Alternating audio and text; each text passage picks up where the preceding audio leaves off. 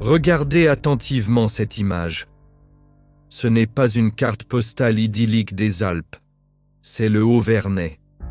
Un hameau minuscule, niché si profondément dans les montagnes des Alpes de Haute-Provence qu'il semble avoir été oublié par le temps, et peut-être même par Dieu.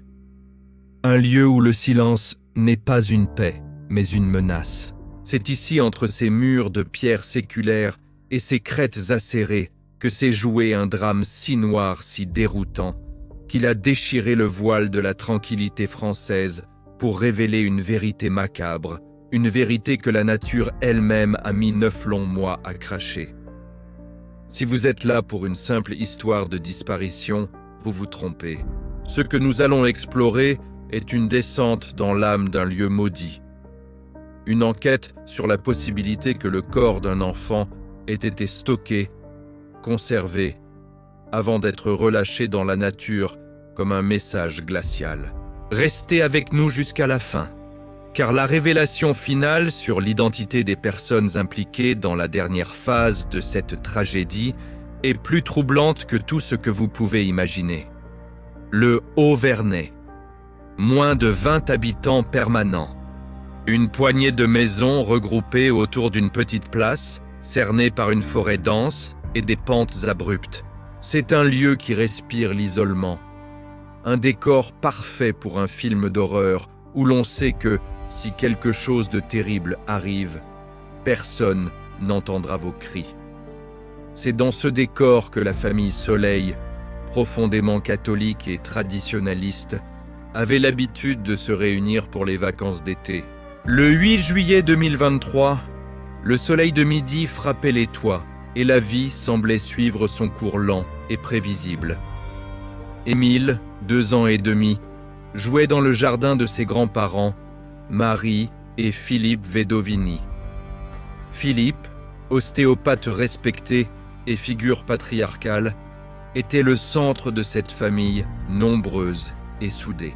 Mais cette cohésion, cette apparente forteresse familiale, allait devenir le premier suspect, le premier lieu où les enquêteurs allaient chercher les fissures. À 17h15, le drame se noue dans une banalité terrifiante.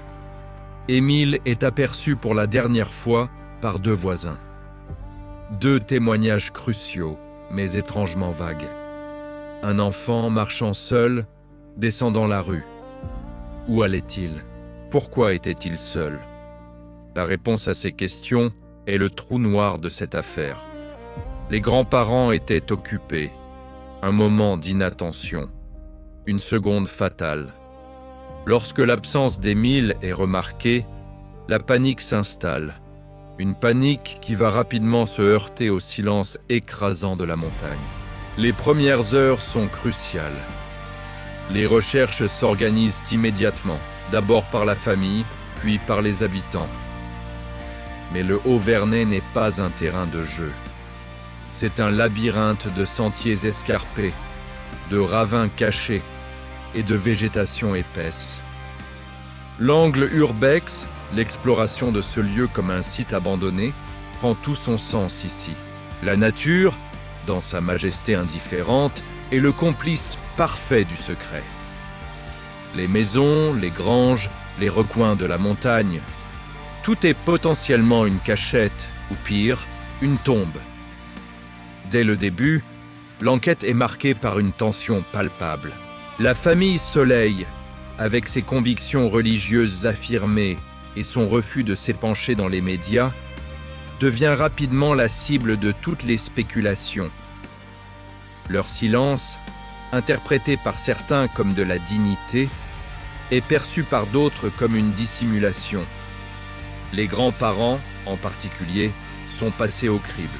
Le grand-père, Philippe, est décrit comme un homme de caractère, exigeant, parfois autoritaire.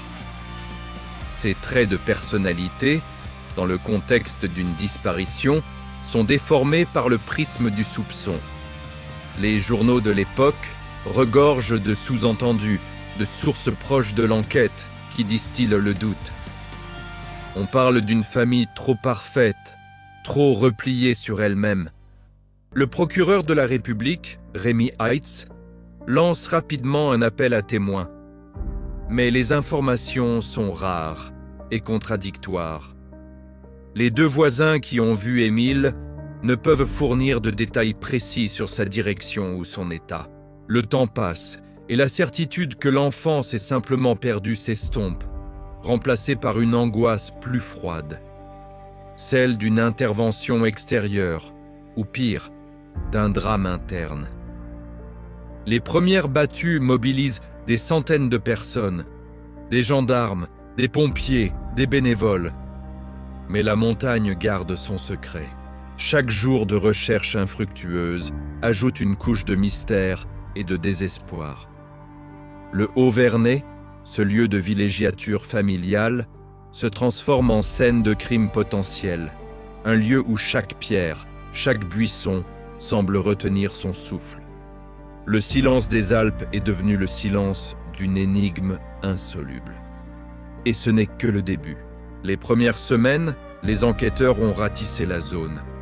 En vain. Mais ce que la montagne a caché, ce n'est pas seulement un corps. C'est la vérité sur la manière dont les recherches ont été menées et pourquoi elles étaient vouées à l'échec. Dans notre prochain bloc, nous allons plonger dans le chaos de la chasse fantôme et découvrir les témoignages inédits qui ont transformé cette enquête en un cauchemar médiatique et judiciaire. Préparez-vous, car le secret du Haut-Vernay est bien plus sombre que vous ne le pensez. Après le choc initial, le Haut-Vernay est devenu le centre d'une attention médiatique et policière sans précédent. C'est la phase de la chasse fantôme, une période de plusieurs mois où l'espoir s'est éteint lentement, remplacé par une certitude glaciale. Émile n'était plus là, mais son corps était introuvable. Les moyens déployés étaient colossaux. Hélicoptères, drones, chiens pisteurs, des centaines de gendarmes et de bénévoles. Pourtant, le résultat fut le néant. Ce vide est en soi le premier élément macabre de cette histoire. Comment un enfant de 2 ans et demi peut-il disparaître sans laisser la moindre trace dans un périmètre aussi restreint? L'angle urbex que nous avons évoqué prend ici une dimension sinistre. Les enquêteurs ont exploré la zone comme un lieu abandonné, cherchant des indices dans les ruines, les puits, les caves. Mais la montagne est une entité vivante, et elle a agi comme un parfait dissimulateur. Les chiens pisteurs, pourtant réputés infaillibles, ont marqué des arrêts, des hésitations, mais n'ont jamais pu suivre une piste claire. Ce fait, à lui seul, a alimenté les premières théories d'une intervention humaine. Si Émile s'était simplement perdu, les chiens auraient dû trouver son odeur, même après plusieurs jours. Leur échec suggérait que l'enfant avait été déplacé ou que son corps avait été soustrait à la nature. Les témoignages des habitants et des vacanciers de l'époque, recueillis par la presse, dessinent un tableau de paranoïa. On parle d'un homme aperçu au volant d'une voiture, d'un agriculteur qui aurait pu heurter l'enfant avec son tracteur, d'un randonneur étrange. Chaque rumeur, chaque regard suspect était disséqué par les médias. Le Haut-Vernay, sous le feu des projecteurs, a vu sa petite communauté se fissurer. La confiance a disparu, remplacée par la suspicion. Les voisins se sont mis à ses pieds, chacun se demandant si l'autre ne cachait pas un terrible secret. Les journaux de l'époque ont mis en lumière un aspect particulier de l'enquête: la focalisation sur la famille. Les grands-parents, les oncles et tantes, tous ont été interrogés, leurs téléphones analysés, leurs moindres faits et gestes passés au crible. Cette insistance des enquêteurs sur la piste familiale, même en l'absence de preuves directes, a renforcé l'idée que le drame s'était joué à l'intérieur de ce cercle clos. Pourquoi cette obstination? Peut-être parce que, statistiquement, les disparitions d'enfants sont souvent liées à l'entourage. Mais dans le cas d'Émile, cette focalisation a aussi servi à masquer l'échec des recherches sur le terrain. Un témoignage inédit, souvent évoqué sous le manteau, concerne l'attitude de la famille juste après la disparition. Certains voisins ont rapporté une réaction jugée trop calme, trop organisée de la part des grands-parents. Ce n'est qu'une perception, bien sûr, mais dans une atmosphère de crise, la perception devient réalité. La famille, habituée à une certaine discrétion, s'est retrouvée jugée sur son deuil. Cette pression a conduit à des tensions, des avocats ont été engagés, et la communication avec la presse est devenue quasi inexistante. Ce repli a été un terreau fertile pour les théories les plus folles.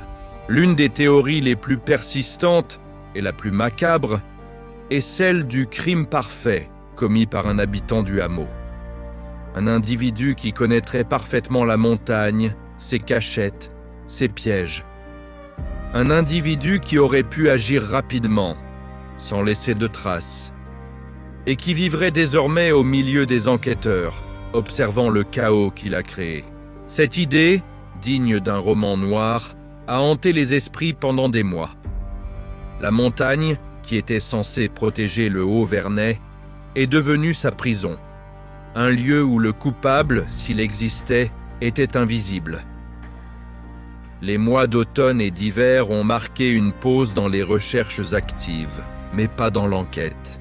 Les juges d'instruction ont continué à travailler dans l'ombre, analysant les données téléphoniques, les relevés banques, les moindres détails de la vie des habitants. La chasse fantôme s'est transformée en une guerre psychologique où l'ennemi était le temps et le silence. Les journalistes, frustrés par le manque d'informations concrètes, ont commencé à publier des articles de fond explorant l'histoire du Haut-Vernay, ses légendes, ses secrets. On a parlé de la rudesse de la vie en montagne, des conflits de voisinage, des rancœurs anciennes. Tout était bon pour donner un sens à l'absurdité de cette disparition. Le mystère d'Émile est devenu le miroir des peurs françaises. La peur de l'inconnu, la peur de la violence qui peut surgir dans le lieu le plus paisible. La peur de la famille qui se déchire. La montagne, silencieuse et majestueuse, observait ce spectacle humain, gardant son secret avec une froide indifférence. Mais ce secret, comme nous le verrons, était sur le point d'être révélé, et la manière dont il l'a été est encore plus dérangeante que sa disparition elle-même. Le silence a été brisé par une rumeur, une piste si horrible qu'elle a fait frissonner même les enquêteurs les plus endurcis. La piste du congélateur. Une idée qui suggère que le corps d'Émile n'a pas été perdu, mais conservé. Dans notre troisième bloc, nous allons explorer cette théorie macabre, la revirade de l'enquête familiale et comment la vérité a été manipulée par l'ombre du froid. Préparez-vous à entrer dans la zone la plus sombre de cette histoire. L'enquête sur la disparition d'Émile a connu de nombreux rebondissements, mais aucun n'a été aussi glaçant que la théorie qui a émergé au début de l'année 2024, la piste du congélateur. Cette spéculation, relayée par certains médias et discutée sous le sceau du secret par les experts, suggérait que le corps du petit garçon n'avait pas été immédiatement abandonné dans la nature. Au contraire, il aurait pu être conservé, soustrait à la décomposition, avant d'être déposé sur le lieu de la découverte finale. C'est l'idée d'une mise en scène macabre, d'une manipulation post-mortem destinée à brouiller les pistes et à faire croire à un accident ou à une attaque animale. Pourquoi une telle théorie? Elle est née de l'analyse des faits. 9 mois se sont écoulés entre la disparition et la découverte des ossements. Si le corps avait été exposé aux éléments dès le 8 juillet, il aurait dû être retrouvé bien plus tôt, ou du moins, les chiens auraient dû le localiser. De plus, l'état des restes tel qu'il a été décrit par les sources proches de l'enquête, suggérait une décomposition atypique. L'idée que le corps ait été conservé au froid, peut-être dans un congélateur ou un lieu très frais, a commencé à circuler. C'est une hypothèse horrible qui implique une préméditation et une froideur d'âme terrifiante de la part de l'auteur. Cette piste a immédiatement ramené les projecteurs sur le Haut-Vernay et ses habitants, qui, dans ce petit hameau, auraient pu avoir la capacité et la motivation de commettre un tel acte. Les maisons ont été fouillées, les dépendances inspectées, les enquêteurs ont cherché des indices de stockage, des traces de sang, des éléments qui auraient pu confirmer cette hypothèse. La famille, déjà sous pression, s'est retrouvée au centre d'une nouvelle vague de suspicion. Le grand-père, Philippe Vedovini, avec son passé de militantisme religieux et son caractère jugé rigide, est redevenu la figure centrale des interrogations. Les journaux de l'époque ont révélé des détails sur la vie de la famille qui, dans le contexte de l'enquête, prenait une tournure sinistre. On a parlé de la discipline stricte imposée aux enfants, de l'isolement du hameau, de la vie en autarcie. Ces éléments, qui pourraient être considérés comme des choix de vie respectables, sont devenus des preuves potentielles d'un environnement propice à la dissimulation. La revirade de l'enquête familiale est passée par là. Les enquêteurs ont cherché à comprendre les dynamiques internes, les conflits potentiels, les secrets que cette famille soudée pouvait cacher. Un témoignage inédit, qui a fait surface à cette période, concerne une dispute qui aurait eu lieu au sein de la famille quelques jours avant la disparition. Une querelle banale peut-être, mais qui, dans le contexte, a été interprétée comme un signe de tension. Les enquêteurs ont exploré la possibilité d'un accident domestique, suivi d'une tentative désespérée de dissimulation. L'idée, un membre de la famille aurait causé la mort d'Émile, puis, paniqué, aurait conservé le corps pour gagner du temps et échapper aux soupçons. Le dépôt des restes dans la nature, 9 mois plus tard, aurait été une tentative maladroite de clore l'affaire en faisant croire à une fin naturelle. L'ombre du froid a plané sur le Haut-Vernay comme une menace invisible. Les habitants, déjà traumatisés par la disparition, ont dû faire face à cette nouvelle vague de rumeurs. L'atmosphère est devenue irrespirable. Les relations de voisinage se sont tendues à l'extrême. L'urbex de la montagne s'est transformé en urbex des âmes, où chaque maison, chaque habitant, était un lieu potentiel de conservation macabre. La presse a joué un rôle ambigu dans cette phase. D'un côté, elle a relayé les spéculations, alimentant le sensationnalisme.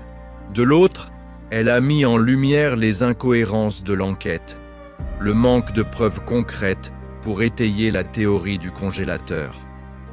Mais l'idée était plantée. La vérité n'était pas dans la nature, mais dans un acte humain, froid et calculé. Ce qui rend cette piste si troublante, c'est qu'elle implique une connaissance parfaite du terrain et une maîtrise de soi hors du commun. Conserver un corps pendant 9 mois, puis le déposer dans un lieu qui sera finalement découvert, relève d'une psychologie complexe. Est-ce l'œuvre d'un psychopathe local ou d'un membre de la famille poussé à l'extrême? L'enquête a oscillé entre ces deux hypothèses sans jamais pouvoir trancher. Le temps s'écoulait et le mystère s'épaississait. Les enquêteurs, malgré tous leurs efforts, n'arrivaient pas à percer le mur de silence et de suspicion qui entourait le Haut-Vernay. La montagne, complice silencieuse, semblait se moquer de leurs efforts.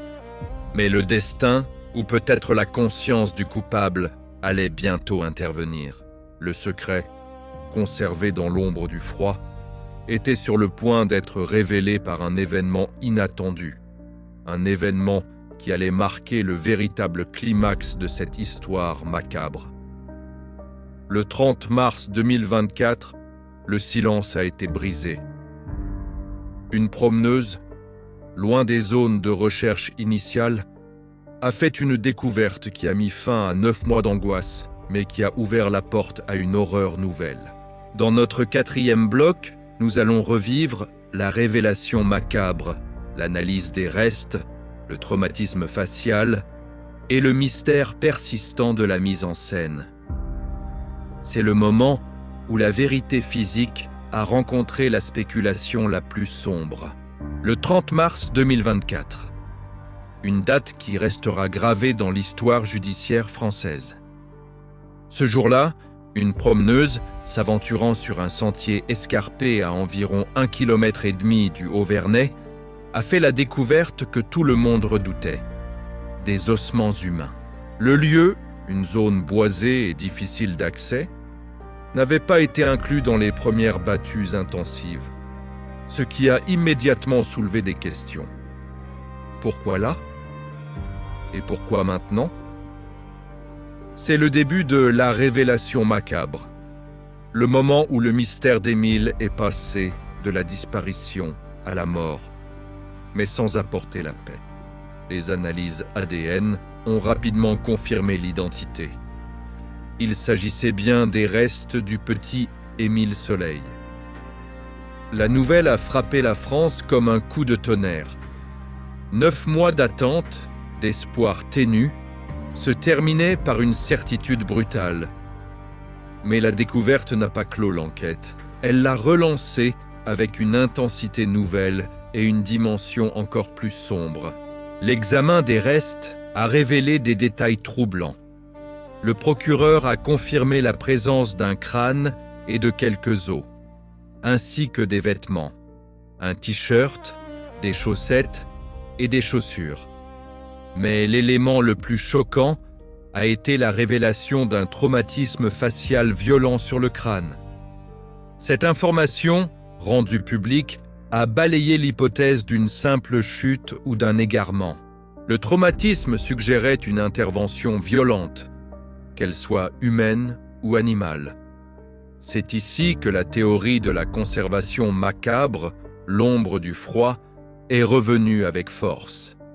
Les experts ont noté que l'état des vêtements et des ossements n'était pas cohérent avec une exposition prolongée de 9 mois aux éléments. Si Émile était mort sur place le 8 juillet, les restes auraient dû être plus dispersés, plus dégradés. L'idée que le corps ait été conservé puis déposé sur le lieu de la découverte est devenue une hypothèse de travail sérieuse pour les enquêteurs. Le lieu de la découverte, loin des sentiers battus mais accessible, ressemblait étrangement à une mise en scène. Les journaux de l'époque ont publié des cartes détaillées de la zone montrant à quel point le lieu était éloigné du hameau.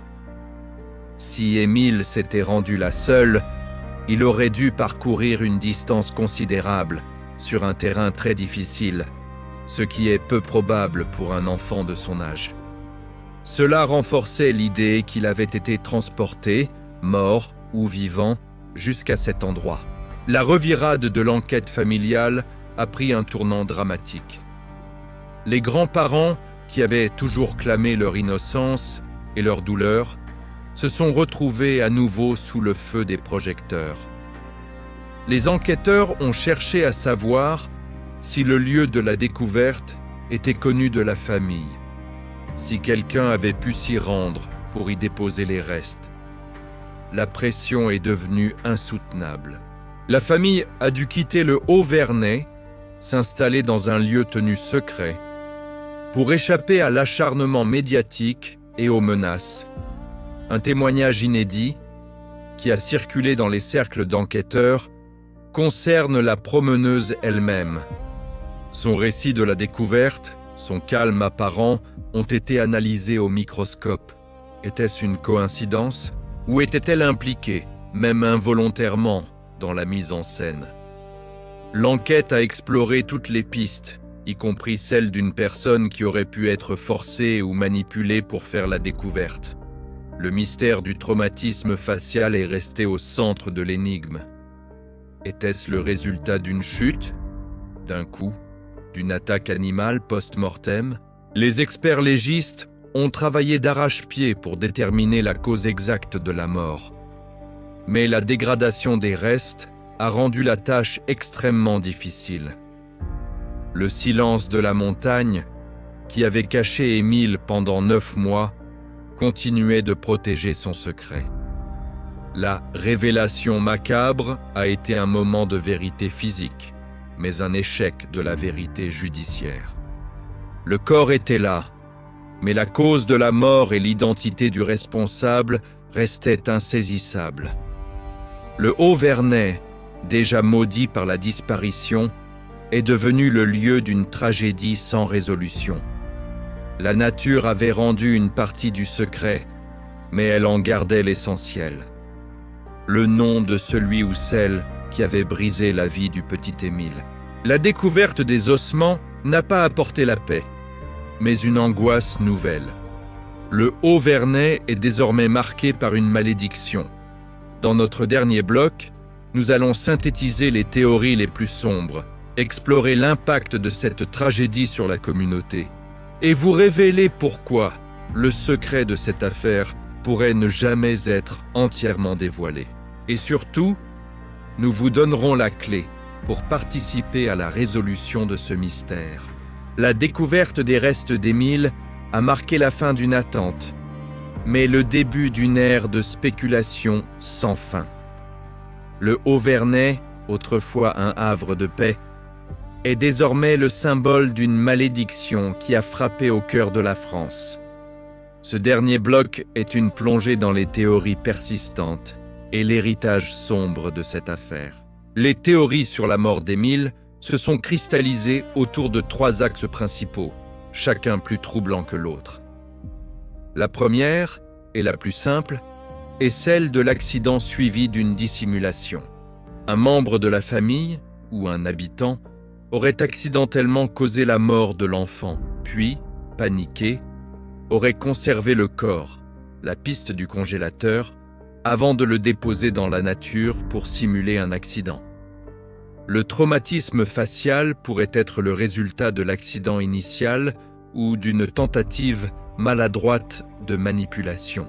Cette théorie est alimentée par la focalisation initiale sur la famille et les incohérences de l'enquête. La deuxième théorie est celle de l'intervention extérieure. Un rôdeur, un randonneur, un individu de passage aurait enlevé Émile, l'aurait tué, puis aurait conservé le corps pour le relâcher plus tard. Cette hypothèse est moins probable en raison de l'isolement du hameau, mais elle ne peut être écartée. Elle est souvent évoquée pour dédouaner la famille, mais elle ne résout pas le mystère de la conservation macabre. La troisième, et la plus sombre, est celle de l'acte prémédité par un proche. Un membre de la famille ou un habitant aurait commis un meurtre froidement calculé, puis aurait utilisé la montagne et la conservation du corps pour manipuler l'enquête. Cette théorie est la plus difficile à accepter, car elle implique une trahison et une cruauté extrême au sein d'un cercle familial ou communautaire. Ce qui rend cette affaire si unique, c'est que la nature elle-même semble avoir été l'instrument du crime. L'angle urbex de la montagne, le lieu où le secret a été caché, est devenu le lieu où il a été révélé. Mais la révélation est incomplète.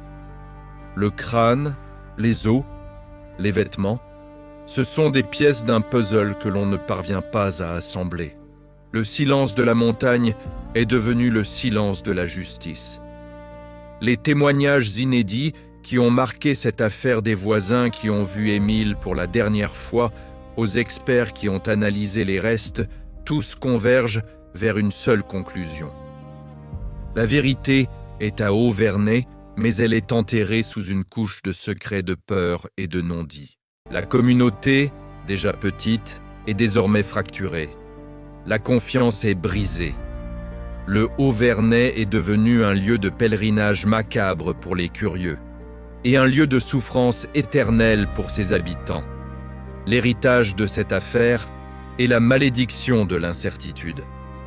La famille Soleil et Vedovini ne connaîtra peut-être jamais la vérité complète. La justice, malgré tous ses efforts, pourrait devoir se contenter d'une conclusion partielle. Et le public, fasciné par l'horreur et le mystère, restera avec cette question lancinante. Qui a fait ça et pourquoi? Le secret de Haut-Vernay n'est pas seulement l'histoire d'un enfant disparu. C'est l'histoire de la fragilité de la vie, de la puissance du secret et de la manière dont la nature peut devenir le complice parfait du crime. C'est une histoire qui nous rappelle que, même dans les lieux les plus isolés et les plus paisibles, l'horreur peut surgir et laisser une cicatrice indélébile. Nous avons exploré les recoins les plus sombres de cette affaire. Nous avons disséqué les théories, de la simple chute à la conservation macabre.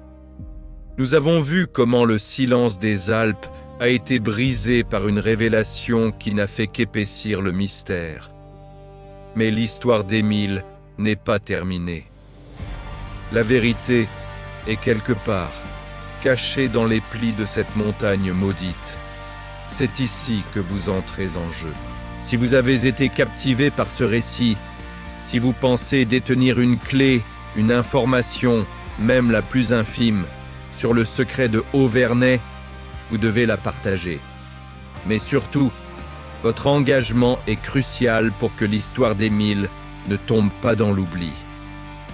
Nous vous demandons 3 choses, simples mais vitales. 1. Commentez ci-dessous. Quelle est votre théorie? Croyez-vous à la piste du congélateur?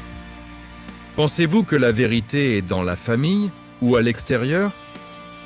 Votre analyse est une pièce du puzzle. 2.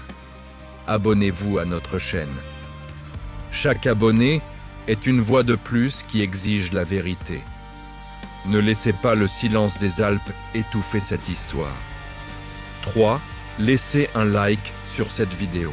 Montrez à l'algorithme que cette histoire doit être vue, partagée et que la justice pour Émile est une priorité.